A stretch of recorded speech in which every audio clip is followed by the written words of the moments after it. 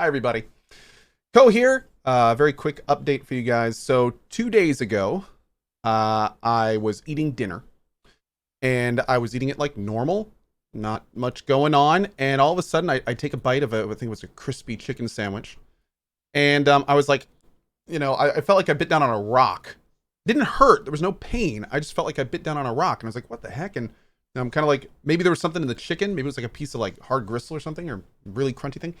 So I took that out and I kept chewing, and there was like another piece, and I took that out too, and I'm looking at it, and I'm like, oh, that's tooth. That's just tooth.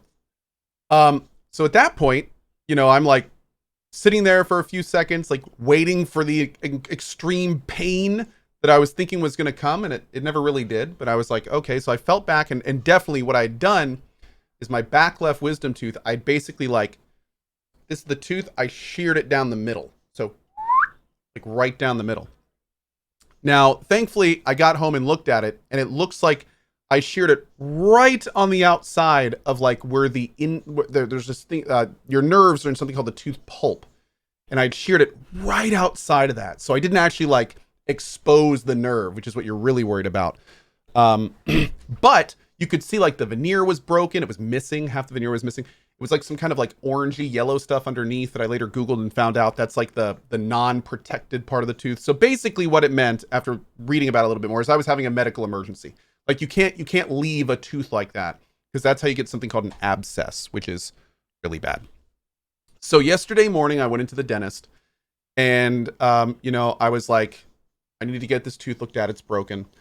And they brought me back. And by the way, the first time I'd been to like a medical facility since the virus, like very impressed. Everything was getting sprayed down. Everyone wore masks, like total social distancing. Like, it was really cool. I was very impressed by that, which was great, especially here in North Carolina. So I went back, and they took x-rays and stuff. And the dentist comes out, and she goes, okay. She spreads the x-rays out. And she goes, now, if you can see here, this is the left side of your mouth. This is the right side of your mouth. Now, judging from this top part, it looks like your tooth broke on both sides.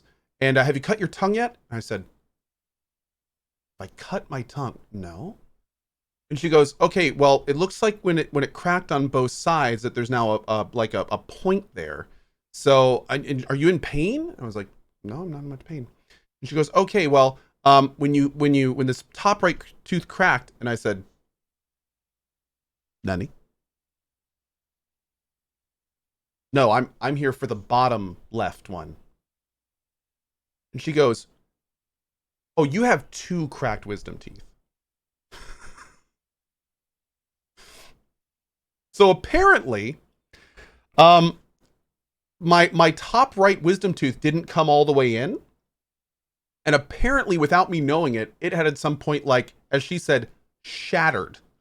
Now I mostly chew with the left side of my mouth. It's just how I always have. So I don't really like do a lot in the top right. So apparently, like, the top right tooth had cracked and was just like out. so she kind of looks at me, and then she starts talking about the bottom left, and she's like, now this is the one we need to be worried about, because the top left one, it was cracked, but like the pulp was covered. So it still had like, she's like, that's going to be a huge problem. You need to get that dealt with. But the bottom left one, like, something needs to happen here like now, because that outer shell that's covering the tooth pulp also looks like it's cracked. So like you're going to just be eating, and all of a sudden your tooth's going to like explode in pain. So at that point I was like, okay, well, can you at least pull the bottom one out? And she goes, well, we can't really do that here. And then she goes, but let's keep talking, because all four of your wisdom teeth are impacted. Two of them are cracked, and the other two are definitely on the way out. And I was like, I need to get them all taken out like now. And she's like, yeah, I'd recommend getting all of them taken out. So it's kind of funny, because I do have a couple other cavities that I'm going to go back to address, but for some reason my wisdom teeth just like gave up. Like my other teeth aren't terrible. It's not like my mouth is rotting out mostly. But my back wisdom teeth apparently were taking the brunt of all this stuff. So when's the last time I went to the dentist? Late 90s. So anyway, I'm like, okay, well, this is going to take weeks. Like, I'm going to have to schedule stuff. I'm going to have to, figure it out. And they gave me a referral. So I called the place, and I was expecting to like, plan something far off and dread it for a week. So I called the place and I was like, hey, I need to get all 4 of my teeth extracted. And she's like, well, when do you want it done? And I was like, soon as possible. I don't know. And the woman goes, okay, hold on a second. And I'm going to go chat with the doctor real quick. And she comes back and she's like, you were referred from this other place, right? They said it was an emergency. And I was like, yeah, it's kind of an emergency. She's like, can you come in right now? I was like, okay. She's like, okay, you need to find a ride, get them in, etc., etc. Sound. That was a sound. Thank you for that. And so anyway, I drive there. My dad actually met me, which was very nice of him. And yeah, sure enough, I went in, did all the paperwork and signed, and they brought me back, put me under. And I don't remember going under at all. They did the IV thing. But what I do remember is waking up, and the first thing I heard was, oh, he's awake. With like 1 guy in my mouth and 2 people standing right next to me. So at this point, I'm like,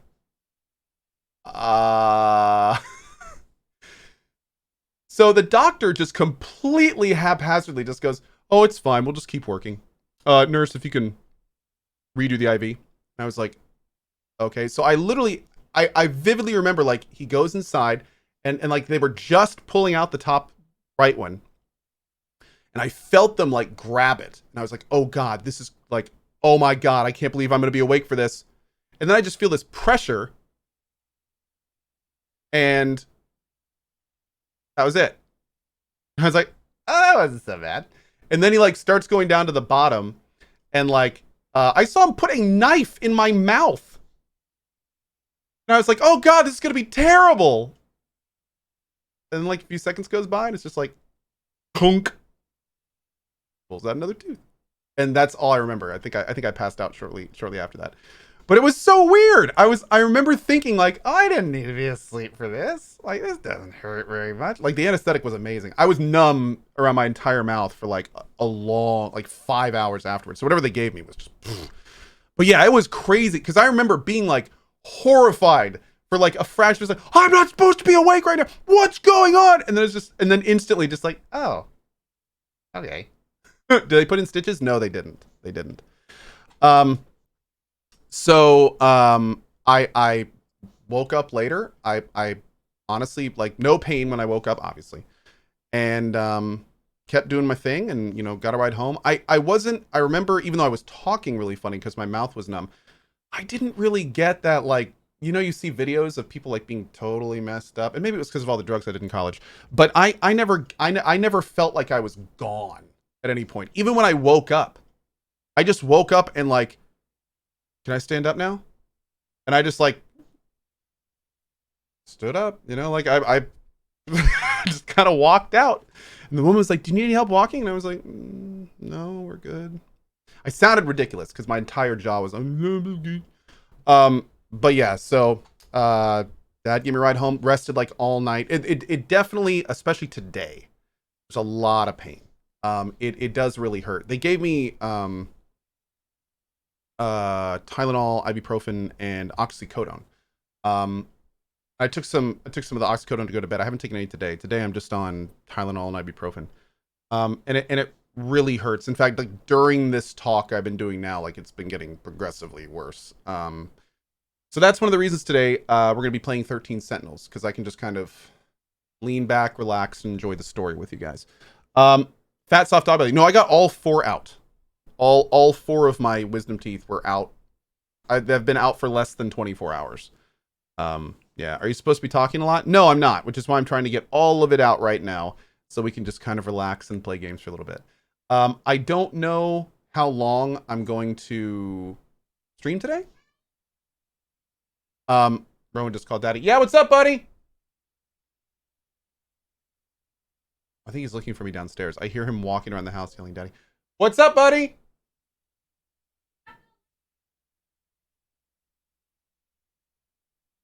Yeah? Oh, wow. Was that Kai yelling that? I thought that was Rowan. Yeah, Kai can say daddy now. So he saw a full water bottle and he started yelling "Daddy," walking around the house trying to bring it to me before work. That's adorable. Anyway, so TLDR, and this is not only for Twitch but also for YouTube. I'm probably gonna be taking it easy the next few days. I definitely don't want to stress it.